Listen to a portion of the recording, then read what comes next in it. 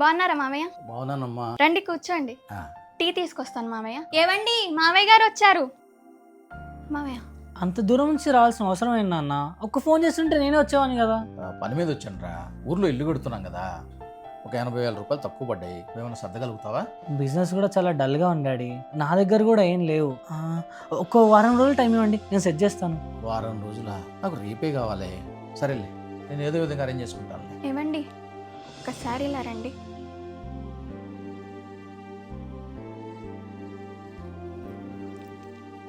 ఇవి తాకట్టు పెట్టి మామయ్యకు కావాల్సిన డబ్బులు ఇచ్చేయండి.